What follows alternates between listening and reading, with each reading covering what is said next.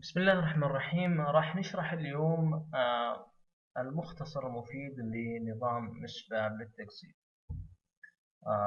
راح ننشئ مستثمرين أو مستثمر، وراح نضيف عميل، وراح ننشئ عقد، وراح نراقب حركة السحب والإيداع، وراح نشوف الإعدادات العامة، وراح نشوف التقارير، وراح نشوف الصلاحيات. يعني بشكل مختصر لكيفية عمل نظام مسباب للتقسيط. راح ندخل على الصفحة الرئيسية الخاصة بمسباب دوت كوم.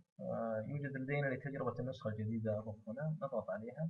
يفضل دائما استخدام متصفح فايرفوكس أو كروم، وكل المتصفحات تشتغل لا بأس فيها، ولكن احنا معتمدين كروم أو فايرفوكس. ندخل، طبعا اسم المستخدم 1290 وكلمة المرور 1290. بعد ما ندخل على النظام راح تحصل شاشة اللي هي الرئيسية، عبارة عن إحصائية أعلى 5 رؤوس: أموال المستثمرين، العقود التابعة إلى أعلى وإلى آخره. هنا بيانات الإصدار وبيانات النظام. الآن النظام ماشي بالتسلسل المنطقي، بمعنى هناك مستثمرون وبعدين عميل وعقد وإلى آخره. يعني لو مثلا جاك عميل يبغى أقساط، فأنت لابد أنك تضيف المستثمر إذا كان لم يضاف سابقا، وبعدين تضيف نفس العميل، وبعدين تضيف له عقد، وبعدين تسدد له، وبعدين نشوف حركة السحب والإيداع وإلى آخره. لكن بالحقيقة احنا لابد نلقي نظرة على الإعدادات العامة. الإعدادات العامة هي إعدادات أنت مرة واحدة تسويها وبعدين خلاص ننساها. فلو ألقينا نظرة على الإعدادات العامة طبعا الإعدادات العامة أنت تعبي بيانات المؤسسة العادية. إعدادات الترويسة للطباعة، طبعا هذه الأوراق الرسمية اللي راح يطبعها النظام. احنا نتكلم عن الهيدر اللي موجود بالأعلى، راح يكون بالعربي. هناك عندك 5 أسطر ممكن تعبيها على حسب أنت إيش تريد. وعندنا بالإنجليزي على اليسار طبعا، وفيه الشعار. من هنا نقدر نضيف الشعار من المكان اللي هنا، نختار الشعار من هنا وبعدين نضيف. طيب، إعدادات الترويسة، إعدادات رسائل الجوال. طبعا اسم المستخدم وكلمة المرور احنا نرسلها في بعد ما يشترك العميل عندنا برسائل الجوال. طبعا اعدادات ارسال الرسائل النصية طبعا واضحة: ارسال رسالة للجوال المستثمر في حال ايداع لحسابه، ارسال رسالة جوال المستثمر في حال سحب من حسابه، ارسال رسالة جوال المستثمر في حال انشاء عقد، ارسال رسالة جوال العميل في حال انشاء عقد، ارسال رسالة جوال المستثمر في حال استلام قسط، إرسال رسالة جوال العميل في حال استلام قسط، إرسال رسالة جوال العميل في حال قبول طلبه من المستثمر. طبعا احنا عندنا نوفر باقة كامل لصاحب المؤسسة إنه تقديم الطلب يكون أونلاين، وبعدين يروح الطلبات على مستثمرين، وأي مستثمر يقبل الطلب. إذا حطينا مثلا علامة صح هنا، فمجرد قبول المستثمر للطلب العميل تجي العميل رسالة: إرسال رسالة جوال لجوال المؤسسة في حال قبول طلب عميل من مستثمر، وإرسال التقرير اليومي على جوال المؤسسة. طبعا المقصود بإرسال التقرير اليومي، احنا بالحقيقة وفرنا خاصيتين اللي هي خدمة الإيميل وخدمة الرسائل للمشرف العام. طبعا المشرف عادة أو صاحب المؤسسة أو الشركة أحيانا ما يكون عنده وقت إنه يدخل على النظام، راح الساعة 12 من كل يوم منتصف الليل راح يرسل تقرير مالي بالحركة المالية، المقبوضات والمصروفات والعقود اللي أنشأت وإلى آخره، على جوال صاحب المؤسسة أو جوال المشرف، وعلى إيميل صاحب المؤسسة أو إيميل المشرف أو إيميل المحاسب. طبعا نتحكم إنه بالإيميل هنا نحط الإيميل. خلاص أنت مجرد أنك تحط الإيميل هنا خلاص راح يرسل لك الحركة اليومية الساعة 12 بالليل من كل يوم أوتوماتيك. طيب، إعدادات العملاء والمستثمرين: إظهار الترويسة والتبيير في التقرير. أحيانا أنت ما تحتاج الترويسة اللي موجودة، أنت عندك ورق رسمي بس تبغى تطبع محتوى العقد، ممكن أنت تشيل علامة الصح أو ممكن تضيفها، لأنه النظام يوفر لك مرونة كاملة بالتقارير. إظهار اسم المستثمر في العقد وسند الأمر، واضحة جدا، أحيانا المستثمر يطلب أن يكون العقد في اسمه. السماح بإنشاء عقد أو سحب المبلغ إذا كان رصيد المستثمر لا يغطي. أحيانا يكون رصيد المستثمر ما يغطي قيمة العقد، فطبعا اتفاق بينك وبين المستثمر أنه ممكن هو راح يعزز رصيده مستقبلا أو راح يودع، يعني تكون بينكم يعني الأمر هذا. أو إذا ما حطيت عليها علامة صح راح يرفض أنه ينشئ عقد، لأنه المبلغ للعقد مثلا لا يغطي المتوفر في خزينة المستثمر. إرسال إيميل للمستثمر في حال إنشائها. التحقق الأمني للدخول إلى النظام عن طريق الرسالة. نقصد فيها أنه لو أنت جربت المباشرة للأفراد الراجحين، بنك الراجحي، وسجلت يوزر نيم وباسورد، راح يرسل لك 4 أرقام على جوالك. حلو، راح تدخل الأربع أرقام عشان تدخل النظام. نفس الآلية موجودة عندنا. إظهار الأقساط التي سوف تنتهي، وقت الجلسة قبل تسجيل الخروج. طبعا 800 ثانية، معناته 800 ثانية إذا أنا فاتح النظام وأنا سويت أي شيء بالنظام، ولما أضغط بعد 800 ثانية على أي جزء من النظام راح يوديني على صفحة الدخول. هذا كحماية للنظام. نسبة الربح من المستثمر 8%. طبعا هنا اختر طريقة احتساب العمولة. هل هي نسبة من مبلغ الربح أو نسبة من المبلغ الأساسي؟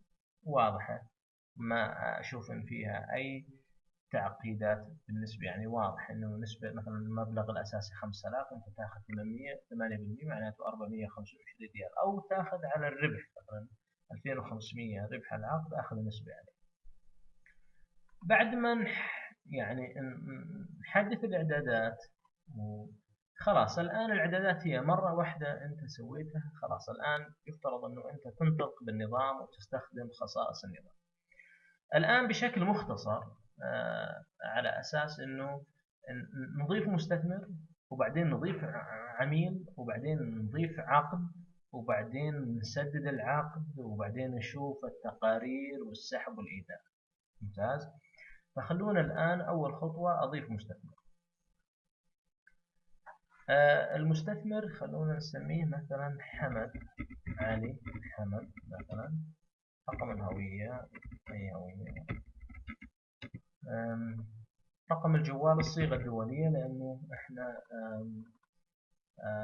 راح نرسل رسائل يعني SMS بناء على الصيغة الدولية. العنوان مثلا خبر. تاريخ إصدار الهوية مثلا 24 مثلا مكان الإصدار والكمان. بريد إلكتروني إذا كان في بريد إلكتروني. الرقم السري. إيش المقصود بالرقم السري؟ الرقم السري ورقم الهوية للمستثمر، هذا راح يستخدم المعلومات هذه المستثمر عشان يدخل على النظام، مش على النظام، على النظام الخاص بالمستثمرين. احنا تكلمنا انه النظام هذا يخدم 3 فئات. الفئة الأولى هي صاحب المؤسسة والموظفين، الفئة الثانية المستثمرون، والفئة الثالثة العملاء. فالمستثمر لما يبغى يدخل على يشوف حسابه ويشوف خزينته يستخدم رقم الهوية والرقم السري. طيب الرصيد الافتتاحي خلونا نعطيه مثلا 50,000 كرصيد افتتاحي من حفظ البيانات. تمت إضافة البيانات بنجاح. طيب خلونا نضيف عميل مثلا جبر عيسى الجبر مثلا.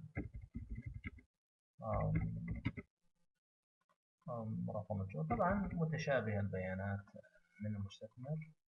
طريق إصدار الهوية مثلا خطها مثلا 15. مكان الإصدار مثلا الشرقية. بريد إلكتروني. الرقم السري طبعا أقل شيء 4 أرقام. الرقم السري احنا نحفظ البيانات. اوكي، احنا اضفنا مستثمر حمد واضفنا عميل جبر. فلو نلاحظ الان بننشئ عقد الان. العقد للمستثمر جبر، وللعميل للمستثمر حمد، وللعميل جبر. فنروح على قائمة عقود، نضغط على عقد جديد. لاحظ أن العقود ماشي بالتسلسل المنطقي. كيف الإنشاء؟ أنه خطوات. الخطوة الأولى أني أختار اسم المستثمر. إحنا حمد، علي الحمد، هذا مستثمر. طبعا تذكروا معي أنه حمد هذا رصيده 50,000. حلو. طيب الآن جبر عيسى، هذا العميل اللي كان فيه كفيل، أضف الكفيل. باستخدام القسط الشهري أو باستخدام عدد الأقساط.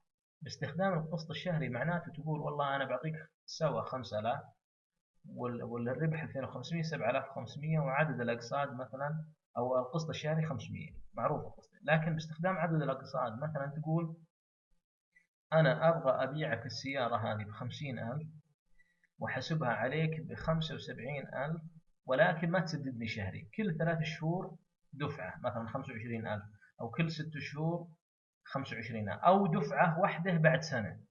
إذا نستخدم الخيار الثاني. فإحنا راح نستخدم الخيار الأول. نضغط التالي. السلعة مثلا بطاقات سواء. السعر الأساسي 5,000 ريال. مبلغ الربح 2500. طبعا ممكن أنت عارف النسبة، ما أنت عارف المبلغ، ممكن تقول 60% تعدلت أوتوماتيك، سواء النسبة أو المبلغ. بس لاحظ أنه أنت وأنت قاعد تنشئ العقد لابد أنك تمر بالتسلسل المنطقي. يعني ما تطلع مثلا من سعر السلعة وتروح على الرسوم الإدارية، لا، لابد أنك تمشي بالتسلسل المنطقي. إحنا حطينا مثلا، خلينا نحطها مبلغ الربح 2500 ريال اللي هو 50%. قيمة القسط 500 ريال. ملاحظات مثلا استقطاع بنك الأهلي مثلا. الرسوم الإدارية 100 ريال. 100 ريال تخصم من العميل وتروح على حساب المؤسسة. في عندنا حسابات المستثمرين، وفي عندنا خزينة صغيرة هذه للمؤسسة، بحيث أنه أي مبالغ رسوم إدارية، عمولات العقود إلى آخره تروح لحساب المؤسسة. طيب بداية إنشاء العقد أو بداية القسط مثلا نقول 25. الآن لاحظ بالأسفل قاعد يعبي لك البيانات ب 7500 وكذا. طبعا احنا نضغط التالي. الآن هذه مرحلة المراجعة النهائية. يفترض أنه إذا كانت البيانات صحيحة خلاص أنت جو أهيد وسوي العقد. حمد علي الحمد 7500 ريال. احنا الآن نسوي العقد. تم إضافة عقد جديد ورقم عقده 17. سيتم تحويلك للصفحة. طبعا الآن رقم العقد 17. الآن العميل موجود عندي بالمكتب مثلا. أوكي، راح أطبع له العقد، وراح أطبع له السند لأمر يوقع عليهم وخلاص. فأنا أروح مثلا طباعة وتفاصيل هنا، واضغط على طباعة العقد. راح يضيف لي العقد. هذا شكل العقد. طبعا هذا اللي تكلمنا عنه بالبداية، الهيدر اللي هي الترويسة. هذه البيانات أنت تقدرها تعدلها بناء على اسم المؤسسة الخاصة بك.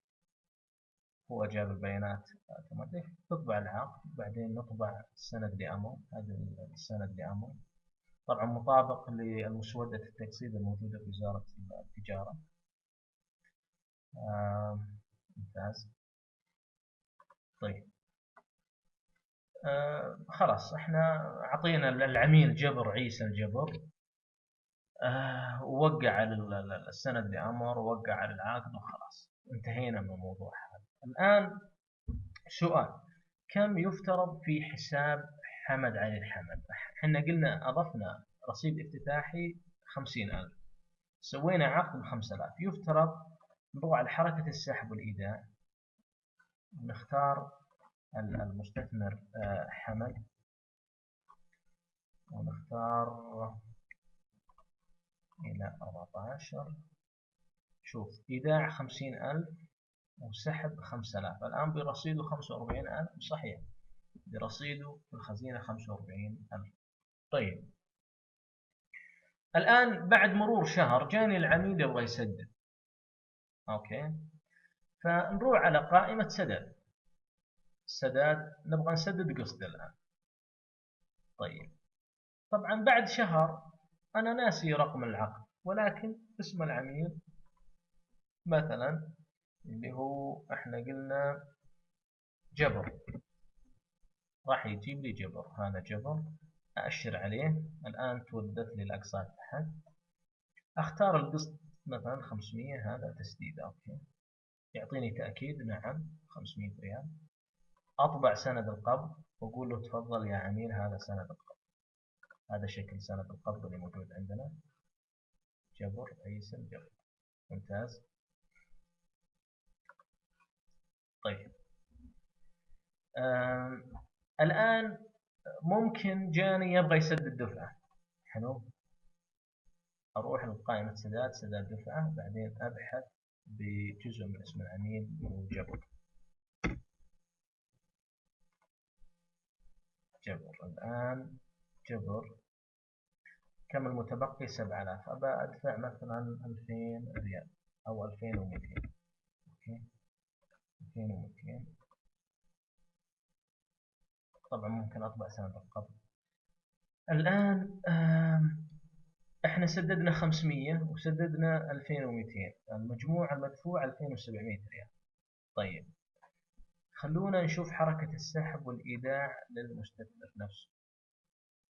نروح هنا ونختار حمد ونشوف حركة الخزينة كيف تأثرت.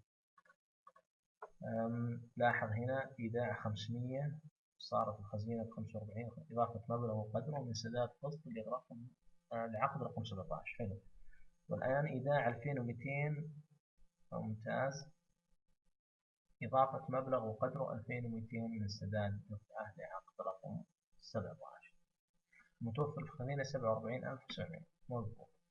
طيب لو حبينا أنه إحنا نشوف تقرير مفصل عن العقد هذا رقم 17، فنروح على تقارير العقود، نروح على تفاصيل العقد 17.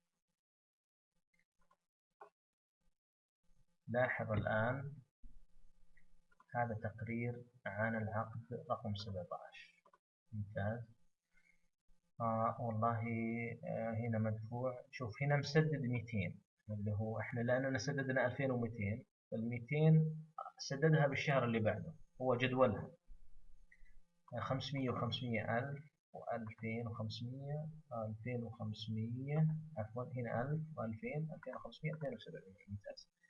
المدفوع 2700 والمتبقي 4800 هنا عقد جاري. طيب ايش المقصود بسالب 12 سالب 42 وسالب؟ السالب معناته هذا شخص سدد قبل الموعد ب 12، يعني مثلا سالب 12 الآن سدد قبل 12 يوم من موعد قسطه. فلاحظ تاريخ الدفع كم؟ 13/5 وتاريخ الاستحقاق 25/5، الفرق 12 يوم. يعني هذا إذا كان بالسالب هذا عميل والله جيد، هذا قاعد يسدد قبل الوقت. لكن إذا كان بالموجب، إذا كان الرقم موجب، فهو قاعد يتأخر. عدد الأيام هو اللي مثلا تحصل مثلا 10، مثلا متأخر هذا 10، يعني بعد استحقاق القسط ب10 أيام. طيب الآن احنا سوينا عقد، والحقيقة الآن المؤسسة ايش فائدتها من المستثمرين؟ فائدتها اللي هي العمولات على العقود. فاحنا نروح على جزء العمولات، تحصيل عمولة. انا والله ابغى احصل عمولة. طيب عندي مستثمرين كثير وابغى احصل مثلا من المستثمر حمد. لما اضغط بحث راح يطلع لي جميع العقود التي لم تحصل عمولتها. فانا والله اضغط هنا تحصيل العمولة. هو حسبها قال لك مبلغ العمولة 400. بناء على ايش؟ تم احتسابها بناء على نسبة 8 من صافي رأس مال العقد، وهو سعر السلعة الأساسي. تذكرون قبل شوي بالإعدادات العامة نسبة احنا حددناها مثلا 8%، صح ولا لا؟ وقلنا هو حسبها لك قال 400.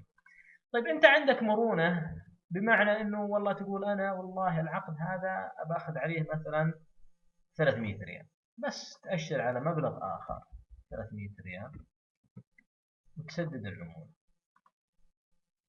طيب العمولة وين راحت؟ راحت لحساب المؤسسة الصغير. في عندنا حساب مؤسسة صغير. ممتاز. طيب خلونا نشوف حركة السحب والإيداع خاصة بالمستثمر. ف حمد ممتاز 13 إلى 14 لاحظ عملية السحب 300 صار رصيده 47,400. السحب مبلغ العمول والباقي، يعني كل حركة مالية على المستثمر يتم تسجيلها اوتوماتيك. ممتاز. طيب الآن تقريبا احنا نبغى ندخل بالتقارير. ممتاز. الآن عرفنا كيف عملية العقد، كيف سددنا، كيف أخذنا العمولة، وكيف وإلى آخره. طيب احنا عندنا الآن موضوع مهم جدا، وهو موضوع مثلا التقارير. عندك تقارير المؤسسة. احنا تكلمنا قلنا انه في حساب للمؤسسة. ممتاز. لاحظ الحساب هذا لو شفنا القبض المقبوضات، فلاحظ فيه عمولة وفيه رسوم إدارية. لاحظ هنا، لاحظ انه هنا 100 ريال، 100 ريال هذا بتاريخ، هنا 100 ريال. طبعا هذا العقد احنا قبضناه مصاريف إدارية في عقد سابق. الآن اللي يهمنا الثاني، هذا قبض مصاريف إدارية للعميل، عقد رقم 17 يعني 300 ريال.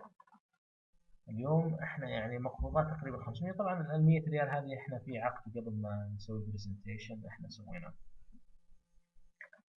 فكل الخزينة هذه تزيد للعمولات. إذا سحبت عمولة من المستثمر تزيد، إذا أخذت مثلا رسوم إدارية تزيد، إذا أنشأت سند قبض للمؤسسة تزيد.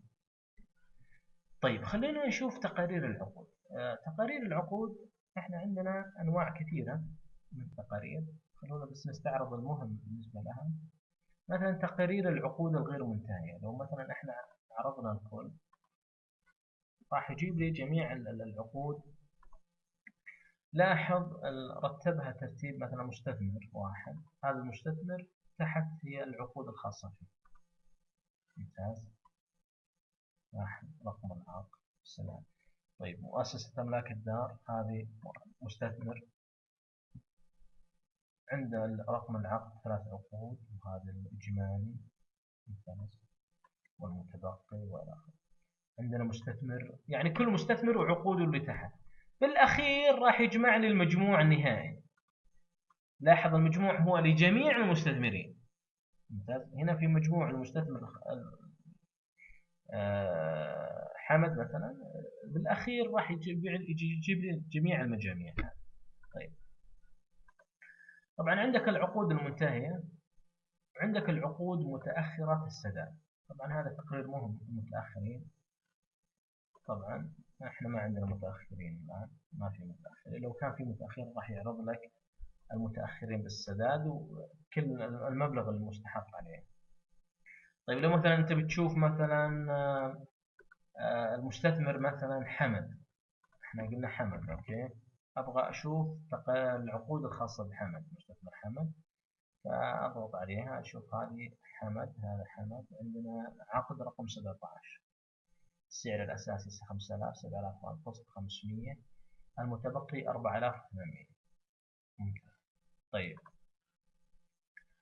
عندنا تقرير المستثمرون. بالحقيقة في تقرير مهم. عندنا المستثمرون راح يعرض لك جميع المستثمرون مع رؤوس الأموال الخاصة فيها. مثلا هذا متوفر في خزينته كذا كذا كذا كذا كذا كذا إلى آخره. طيب في إحصائية مستثمر مهمة جدا. مثلا حمد. طيب حمد إحصائيته هي كالتالي. لاحظوا معي شاشة حمد. مجموع العقود واحد، فعلا واحد. عدد العقود الغير منتهية واحد، صحيح. طيب مجموع المبالغ المدفوعة 2700، فعلا احنا لو كان عنده أكثر من عقد راح يطلع لك المجموع. حلو. طيب مجموع المبالغ المتبقية للعقود 4800. طبعا هذا لأن عنده عقد واحد، لكن لو كان عنده 20 30 عقد التقرير هذا مريح جدا، يطلع لك يعني إحصائية دقيقة. طيب عدد العقود الغير مسحوبة العمولة صفر، فعلا احنا سحبنا عمولة. طيب المتوفر في خزينة 47400. طيب مجموع العمولات المسحوبة للمؤسسة 300 ريال. فلاحظ لو كان في عقود وسحبت عليها عمولات راح يطلع لي المجاميع. المجاميع هذه مهمة جدا، خلاص التقرير هذا يغنيك، يعني أنت لو تستخدم التقرير هذا يدوي يبغى لك كذا يوم على بال ما تطلع التقرير هذا. طيب بالحقيقة في تقارير كثيرة، وأنا أتمنى أنه اللي يجرب النظام يدخل على التقارير ويشوف بنفسه، لأن تقارير واضحة ويعني ما فيها غموض نهائيا، والنظام واضح جدا. قبل ما نطلع في تقرير المستخدمون، احنا قلنا هذا النظام هو نظام يسجل كل صغيرة وكبيرة، لأن أمور مالية، فالأمور المالية دائما مهمة جدا. فلنفرض أنه شركة أو مؤسسة فيها موظفين، الآن أنت يا صاحب المؤسسة والمشرف عليها ممكن خلونا نشوف 1290 هذا إيش سوى اليوم، يعني يجيب لي حركة بالأمور التي قام فيها الموظف اللي عنده يوزر 1290. لاحظ أنه لاحظ الآن جميع الأمور هو شوف احنا الآن من وين بدينا هنا تسجيل تسجيل عقد جديد، أيوة من هنا هذا التاريخ وهذا الاي دي، فيقول لك تسجيل عقد جديد للمستثمر. والله المستخدم هذا سوى كذا، سداد اقساط للعقد رقم 17 بمبلغ 500، فعلا احنا سددنا قسط. سداد دفعة للعقد رقم 17 بمبلغ 2200، صحيح احنا سددنا 2200 ريال. طيب طيب عرض تقرير تفاصيل العقد رقم 7، فعلا احنا عرض، يعني حتى على مستوى التقارير وهي حاجة يعني مش مهمة، ولكن يسجلها النظام. إجراء تحويل عمولة من حساب المستثمر حمد بمبلغ 300 ريال لعقد رقم 17. يعني هو النظام يسجل كل حركة مالية وغير مالية بالحقيقة، على أساس أنه تابعة للموظف، يعني الموظف مسجل أي حركة بالنسبة له. هذا مهم جدا في عملية مثلا الخطأ، الإنسان يعني يكون وارد أنه يكون سدد أو مثلا صار فيه لبس، احنا نرجع للتقرير هذا كمرجع أساسي على أساس أنه يكون زي الفيصل. طبعا هذا بشكل مختصر عن نبذة سريعة. طبعا احنا عندنا مستخدمون والصلاحيات، ومستخدمون الصلاحيات بشكل مختصر. انت ممكن تعطي صلاحيه واحده، مثلا تقول ابغى موظف فلاني بس يسدد، خلاص لما يدخل على النظام بس يشوف قائمه سداد، ما يشوف القوائم. النظام سهل. انا ودي انه احنا يعني شرحنا الحاجات المهمه اللي دائما تصير بالمؤسسات.